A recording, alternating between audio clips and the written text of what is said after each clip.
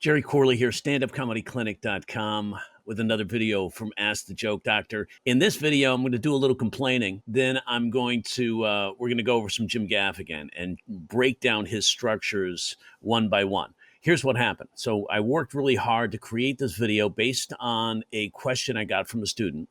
And that question was, hey man, do you have a template, a PDF that shows you how to put together your first 5 minutes? And I was like, your first 5 minute set, there's really no PDF or template for that because you do it based on your style and how you work. However, I get where he's coming from. A lot of times when we're starting, we can't get a clear idea of what it takes to put it together.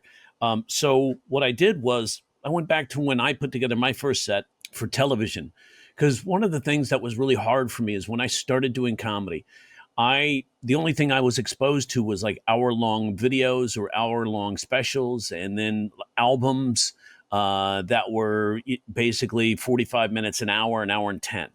So I thought, wow, I guess in order to do comedy, I need to put together an hour. And so I put together an hour of material. Now, I asked my dad, I said, how am I going to put together an hour? Oh my God. He says, I just do 10 6-minute sets.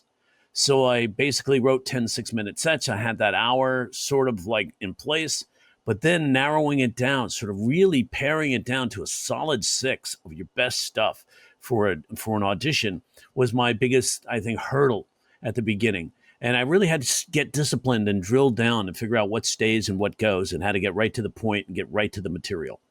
So in just doing a quick amount of research, I go, who would be the best comedian, sort of just isolate that pacing so that you can really sort of see it happening right in real time as he's doing a set. Jim Gaffigan came to mind. And I found a Jim Gaffigan video, his first Comedy Central special back in 1999. It was actually aired in 2000. And he does 22 or so minutes, 23 minutes.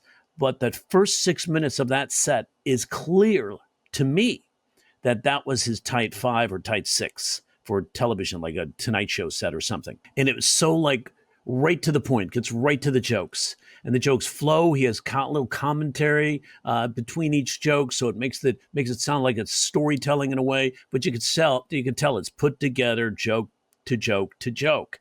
And I identified all of the structures. Then I let the video flow, and I had these little chyrons playing to show exactly what the structures that Gaffigan was using. And so I let the video play to the end, 6 minutes of it, and then I did a little commentary at the end, tried to publish the video. Now, in publishing the video, just putting it up as it's uploading, I get hit by YouTube saying, this is copywritten material, you can't use it.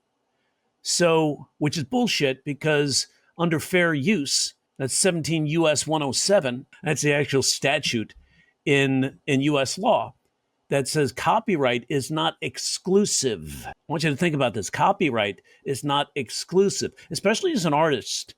I'm very sensitive to copyright. I have a joke stolen all the time. You know, that has happened a lot in my career.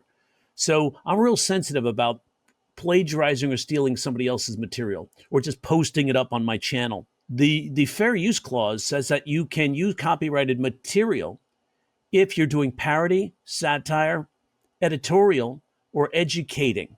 If you're educating, you can use as many copies of the piece of material as you want, as long as you're showing what you're doing in that piece.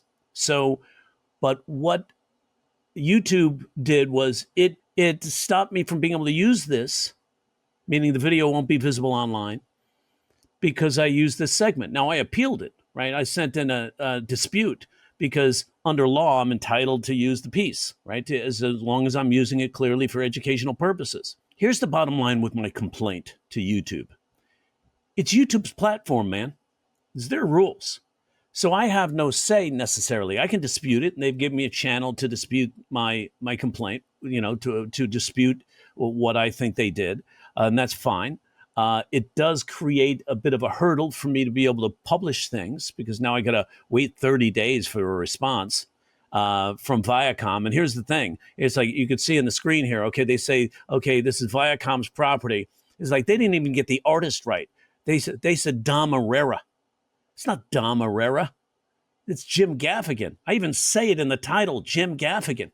But they can't, if they can't get that right, how are they going to strike me or say, hey, I'm using copyright material if they don't even know who the artist is? So you see what I'm saying? It was just a machine making this decision. So what I'm going to do is I'm going to see if this happens. I'm going to break this down, and after each joke, I'm going to add commentary. So it'll be a little longer video, but it's going to be a video that really helps you to identify how to put together a set, and it identifies the structures. Yeah, baby, yeah. Oh, you are so nice. So nice. Thank you very much. It is good to be here in New York. I love this city. It's a great city. I have lived here 10 years. I am originally from Indiana, and I know what most of you are thinking, Indiana Mafia. I've named this reverse because what he does there, I know most of you are thinking, that sets up a reverse, meaning they have to create an expectation. A reverse is shattering an expectation. So he says Indiana, the last place they're going to think is Mafia. And he goes Indiana Mafia, but he puts it in a compare and contrast structure, side-by-side comparison. Really a creative way to do this. But the fact of the matter is, where I grew up, there was something very similar to the Mafia, 4-H. This joke was a clear reverse, because what he did was, there was something very similar to the Mafia. What's it make us think? Gangs, cops, whatever, something similar to the Mafia, 4-H. You didn't mess. There's different kind of pride where I'm from, you know. It's not like, we're from New York, we're tough, or we're from Texas, we like things big. It's more like, we're from Indiana and we're gonna move. This joke was a three-way buildup, but cleverly, Gaffigan mirrored the phrases. When you mirror phrases, when you repeat phrases, it heightens the expectation that the phrase is going to end the same way. So it's a real clever way to put together a three-way buildup. We're from New York, we're tough, we're from Texas, we like things big. It's more like we're from Indiana and we're from where is where he creates that expectation. Certainly in the Texas leading into Indiana, we're expecting, we're from Indiana, we're from Texas, we like things big. We're from Indiana, we're going to move. That's the shatter of that assumption of the pattern that's in our head. Clever, mirrored three-way buildup, but it's very clear, right? I love this. I love how New York is so multicultural. I wish I was ethnic. I'm nothing. Because if you're Hispanic and you get angry, people are like, he's got a Latin temper. But if you're a white guy and you get angry, people are like, that guy's a jerk. This joke right here starts out, I love this city. And then he does a side-by-side comparison with an act out with a Hispanic person and a white guy. So in this case, it's like if you're Hispanic, you get angry, and he gives this guy a voice. So it's not him making a judgment or him making observation on a minority or somebody who's culturally diverse. And with the two different voices, he heightens the contrast between the characters. So it's not only a compare and contrast from a written point of view, it's also a compare and contrast from an emotional and character point of view. Well written. Actually, the reason I look like this is because my father was from Sweden and my mother was Elton John.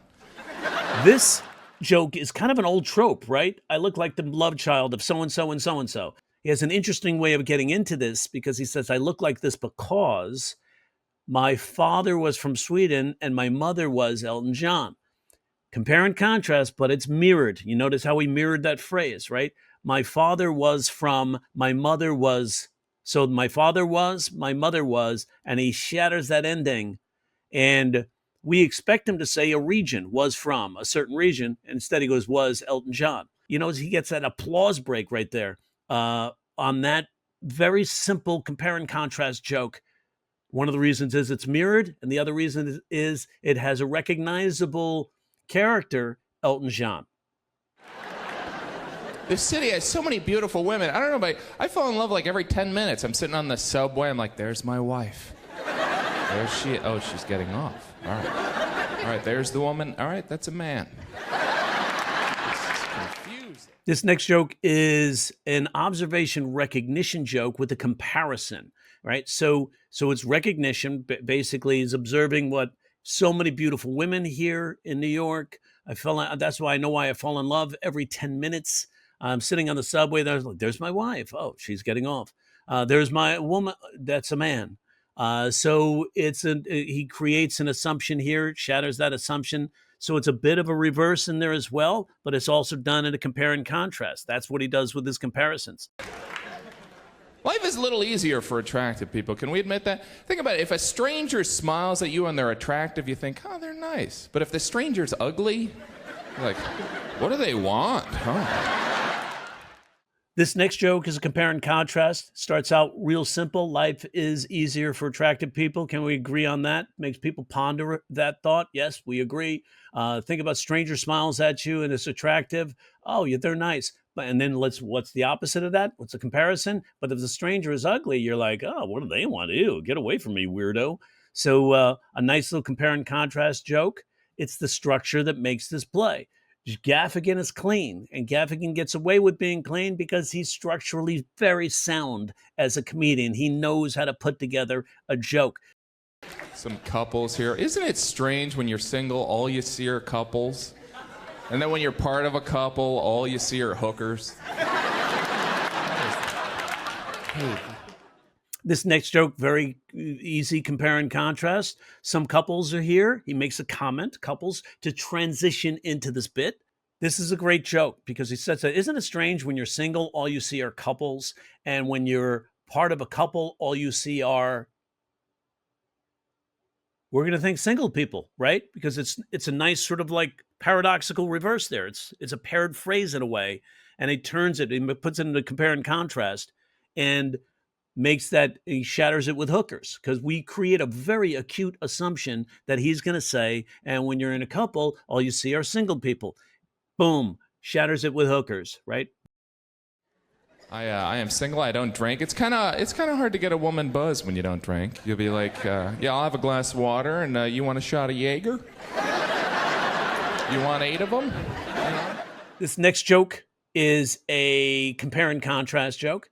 I'm single, I don't drink, and I love this because it's like he puts it in a scenario. It's hard to get a woman buzzed when you don't drink. You'll be like, I'll have a glass of water. Do you want a shot of Jaeger? You want 8? That's the tag. You want 8, but he says, I'll have a glass of water. You want a shot of Jaeger. That's a perfect compare and contrast. The contrast of water would be a shot.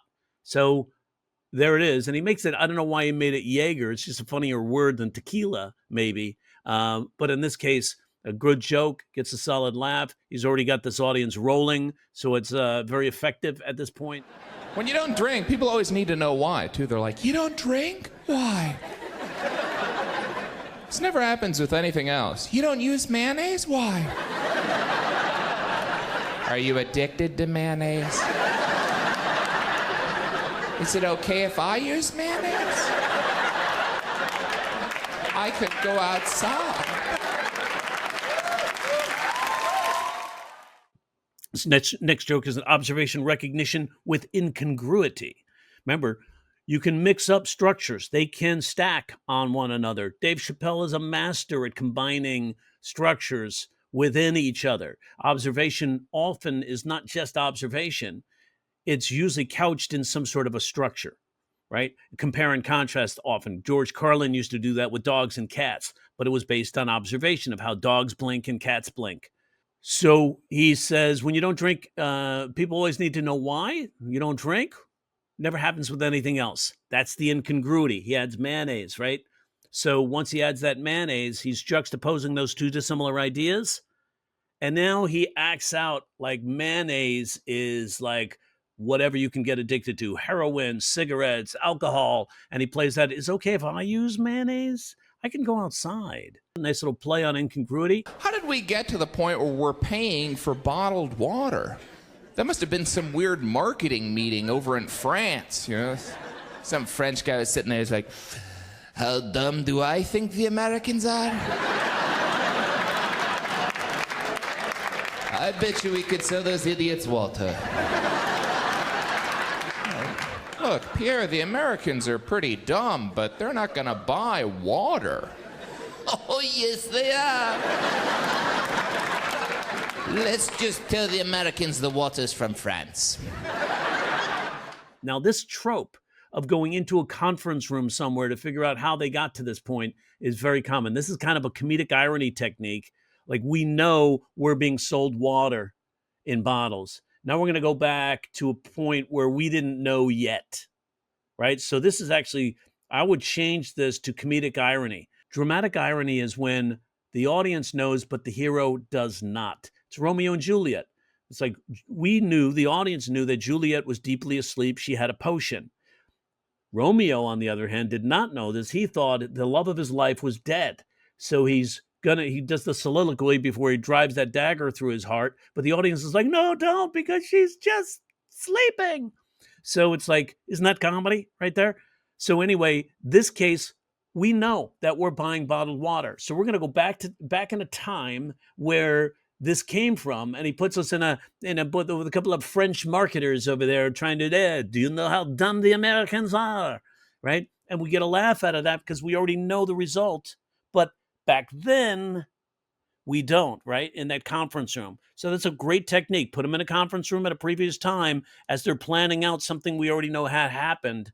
And then we can laugh at the fact that those Americans, us, but we're not going to think they're us. They're other people. We can feel superior to them at that moment. And then that's where the laugh comes in. He just acts out what would a French marketing team be doing, bottling water to fool the Americans. So he sets this up, and then he basically exaggerates the act out a bit. I love this where he goes, when he's like, oh, they're not going to buy water. And he goes, oh, yes, they are. That really gets a nice pop because it's so like, it is spontaneous. It's an authentic character act out, and it works really well for him. So this is a great technique. I don't know if you're like me. When they first introduced bottled water, I thought it was so funny. I was like, bottled water? They're selling bottled water. I guess I'll try it. It's compare and contrast, also a reverse in that he sets up what seems to be a pattern, right? I thought it was so funny. I was like, bottled water, bottled water. I guess I'll try it. So this, in a way, it's a three-way buildup of that unexpected emotion. Bottled water, giggling, silly, shatters the emotion suddenly and goes, I guess I'll try it. See what I'm saying? A very nice technique. You can use that. So the words don't only have to drive the pattern. It can be driven as well with emotion. I was looking at a bottle of water. They have nutritional facts printed on the side. I'm no chemist, but I have a rough idea what's in water. Kind of expect to turn the bottle, see a recipe. That's how you make ice cubes, huh? Apparently you just freeze this stuff. Oh, but you need a tray. That's how they get you. This next joke is a simple truth joke. I was looking at a bottle of water. They have nutritional facts printed on the side. Now think about this. When he says they have nutritional facts printed on the side, do you get the image in your brain, in your mind's eye, of the nutritional facts we've seen on the side of products? If you do, we're in the story. And we're compelled. We have to hear the rest of it. That brain has no choice at this point. It's like, and then he goes, I'm no chemist, simple truth. But I think I have a rough idea of what's in water. Great little simple joke.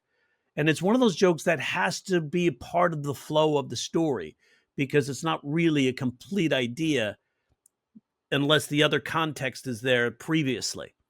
So it's a great way to sort of wrap that bit up. Then he does incongruity, associative incongruity. What else is on those on when you have a nutritional ingredient? Sometimes you'll see a recipe. So he basically takes the premise and he's treating it like a wet towel, wringing it out for everything he can get out of it. In this case, it's like I kind of expect to see a recipe. If this is true, what else is true? This is an improv technique. If this is true, what else is true? It helps to give us more to make fun of related to this idea. If this is true, what else could be true? My favorite food is Mexican food. I used to be a waiter in a Mexican restaurant in Indiana, and that's where you go for Mexican. This next joke is a reverse. He goes back to the Indiana thing. My favorite food is Mexican food. I used to be a waiter in a Mexican restaurant in Indiana. That's, of course, where you go for Mexican, right? That's kind of like it's a bit of sarcasm. So it's a bit of irony, but a lot of jokes do contain irony. And it hits us with the reverse because Mexican restaurant, of course, is that's where you go for Mexican. Indiana, that's where you go for Mexican. Mexican food's great, but it's essentially all the same ingredients. So you'd always have to, as a waiter, you'd have to deal with these stupid questions. People be like, what is nachos? Nachos? It's tortilla with cheese, meat, or vegetables. Oh, well then what is a burrito? Tortilla with cheese, meat, or vegetables. Well then what is a tostada? Tortilla with cheese, meat, or vegetables. Well then what is, look, it's all the same. Why don't you say a Spanish word and I'll bring you something? This next joke is a simple truth joke. Mexican food is great, but it's essentially all the same ingredients. This is a bit of a paradox, right? So he walks us through this paradoxical idea. And one definition of paradox, two things that can't be true at the same time, but seemingly are. How could you have like a bunch of the different orders, different kind of like menu items, but they're all the same thing, right? So that is kind of paradoxical, but it's simple truth. We've seen this, and he just sort of spells it out to its basic concepts, which is a common Gaffigan trope. Here, he just breaks things down to the most simple things. Mexican food's great, but essentially all the same ingredients. As a waiter, you have to, and he puts it in act out. You have to deal with these idiots, like stupid questions from dumb guy. What is nacho? What is nachos? And he over exaggerates the guy. He's like, tortilla with cheese, meat, and vegetables. What's in a burrito? Tortilla, cheese, meat, and vegetables. What's a tostada? Tortilla with meat, cheese, and wow, look, they're all the same. Just say a Spanish word, and I'll bring you something. Mexican food is great, but it is all the same. It's almost a conspiracy. It's almost like they had a meeting 200 years ago in Mexico City, and one guy stood up. He was like, hey, look, the reason I got everyone here is pretty simple.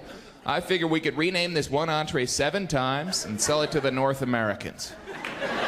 The French said it would be a good idea. So this sets up his closing bit, which is a callback. So a callback to the water, where he says Mexican food's great, but it is all the same, essentially. It's almost a conspiracy. It sounds like they had a meeting 200 years ago in Mexico. Right at this point, you can actually hear the audience chuckle a little bit. It's like they're getting it, and so they're tying it into the French thing already. And one guy stood up. He's like, hey, look, the reason I got everybody here is pretty simple. I figured we could rename one entree 7 times, sell it to the North Americans. The French said it would be a great idea. Great little callback to that moment. It's almost an indirect callback because he doesn't repeat a phrase. He does repeat a word, however. French ties it into the back idea, the idea that happened earlier. Great little technique. So I hope this breaks it up nicely and YouTube doesn't hit me with another copyright infringement because I've now broken up this piece into several different segments, which was my original idea. And then somebody said, why don't you just let it flow so we can see the flow of the act and then add the commentary afterwards. So I did that. YouTube nailed me. And then, which is wrong because I'm entitled to do that again. 17 US 107. So I hope you got some value from this. Take your time to go through this. Don't just throw it away.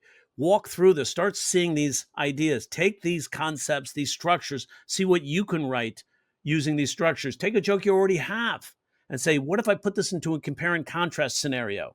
Can I dial it up to where I create an expectation? Sort of map that out, work on that, shatter those assumptions. So in your first 5 minutes, the reason why I chose this, I say to people, one of the best things you can do at open mics is to have some solid reverses in your open mics because they're the hardest jokes to write for most new comedians because they don't want to take the time to really structure creating an acute assumption and then shattering that assumption. But if you do those, audiences love those. They also love good analogies that shatter an assumption or create a wild coincidence. So, but compare and contrast, reverse, analogy, great way to start your first 5 minutes. I hope this wasn't too long, and I hope you followed through to the end. And remember, All of this is free, but it's brought to you by Breaking Comedy's DNA, the quintessential book on learning the science behind what makes people laugh and how to trigger that laugh using the structures we're learning here today. Breaking Comedy's DNA, the link is in the description. Get it. Help support the channel, and additionally, be better than your competition. Take care. I'll see you soon.